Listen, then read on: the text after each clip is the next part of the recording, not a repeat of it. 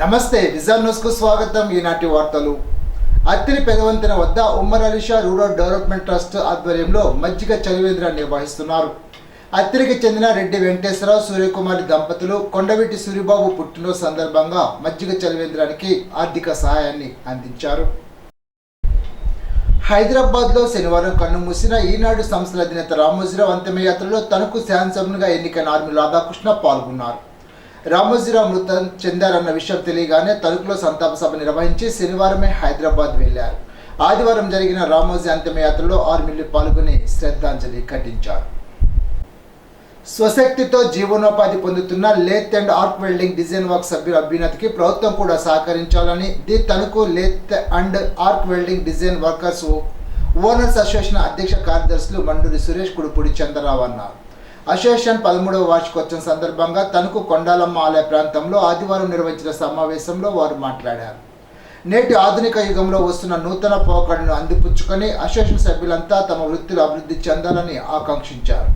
Association బలోపేతం చేసేందుకు సభ్యులంతా సహకరించాలని కోరారు.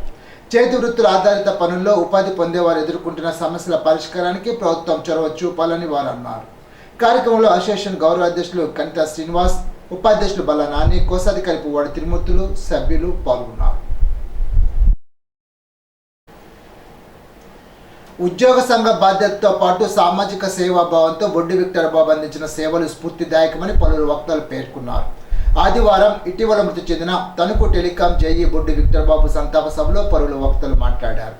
కార్యక్రమంలో సామాజిక న్యాయ పోరాట సమితి వ్యవస్థాపక అధ్యక్షులు పేరూరు మురళీకుమార్, గౌరవాధ్యక్షులు Gollapalli Ambedkar, SC ST BC minority సంక్షేమ సంఘ నాయకులు MS Sukumar, Bandi Prasad, N Jayaraju, Chiranjeevi, Tanuku BSNL ఉద్యోగ సంఘాల నాయకులు, పాస్టర్లు, విశ్వాసులు, వివిధ గ్రామాలకు చెందిన ఎస్సీ ఎస్టీ బీసీ మైనార్టీ సంక్షేమ సంఘ నాయకులు పాల్గొన్నారు.